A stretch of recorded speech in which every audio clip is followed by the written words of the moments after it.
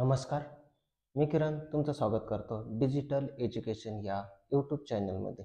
तर आज आपण बघणार आहे लाडक्या बहिणींसाठी आनंदाची बातमी आलेली आहे.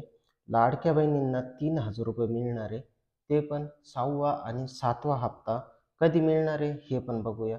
संपूर्ण माहिती ह्याच व्हिडिओमध्ये बघायची. फक्त व्हिडिओला शेवटपर्यंत बघायचं आहे आणि चॅनलला सबस्क्राईब करून लाईकचं बटन दाबून हा व्हिडिओ शेअर करायचा आहे.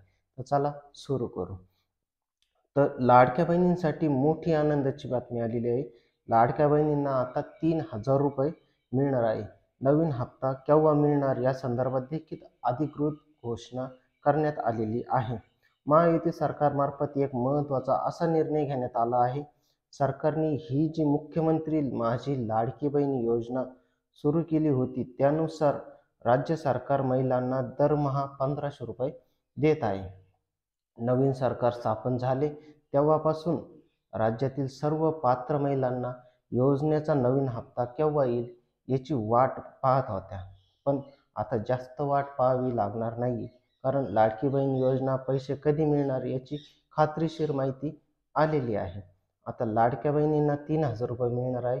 मुख्यमंत्री देवेंद्र फडणवीस यांच्या आदेशानुसार हे 3,000 रुपये लाडक्या बहिणींना देण्यात येणार आहे. त्यामुळे खूप मोठी आनंदाची बातमी आहे. सविस्तर माहिती आपण ह्याच व्हिडिओमध्ये पूर्ण बघणार आहोत.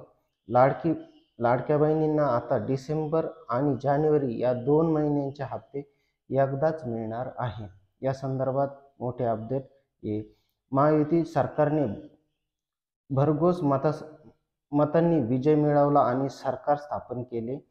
प्रचारावेळी त्यांनी लाडक्या बहिणींना 2,100 रुपये देण्याचे वचन सुद्धा दिले होते. लाडकी बहीण योजनेचा हप्ता 1,500 वरून 2,100 करणार असल्याचे सांगितले, पण अद्याप 2,100 रुपये मिळणार की नाही हे स्पष्ट झालेले नाही. दरम्यान डिसेंबरचा हप्ता केव्हा मिळणार हे मात्र स्पष्ट झाले आहे. लाडक्या बहीण योजनेला 1,500 रुपये आणि जानेवारीमध्ये 1,500 रुपये एकत्रित मिळणार आहे. राज्य सरकार लाडक्या बहिणींना 2 हप्ते एकदाच देणार असल्याचे मीडियासमोर हे रिपोर्ट सांगण्यात आलेले आहे. मकर संक्रांतीचे गिफ्ट म्हणून हे 2 हप्ते लाडक्या बहिणींना एकत्रित स्वरूपात मिळणार आहेत. म्हणजे ज्यावेळेस 15 तारखेला संक्रांती मकर संक्रांत त्या टायमाला हे दोन्ही हप्ते म्हणजे 3,000 रुपये हे महिलांच्या बँक अकाउंटमध्ये मिळणार आहे.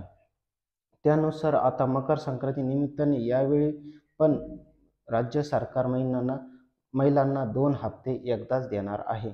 मकर संक्रांतीच्या अगोदर 3,000 रुपये महिलांच्या बँक खात्यात DBTद्वारे जमा केले जाणार आहे. म्हणजे जे आधार कार्ड तुमचं बँकेशी संलग्न असेल त्याच्यावरच हे पैसे जमा होणार आहे. ज्यांचं संलग्न झालेलं नाही त्यांनी संलग्न करून घेऊन हे जे 3,000 रुपये हे मिळवू शकतात. तर माहिती कशी वाटली कमेंटमध्ये सांगा. व्हिडिओला लाईक करा, चॅनलला सबस्क्राईब करा आणि हा व्हिडिओ जास्तीत जास्त लोकांपर्यंत शेअर करा. जय हिंद, जय महाराष्ट्र. धन्यवाद.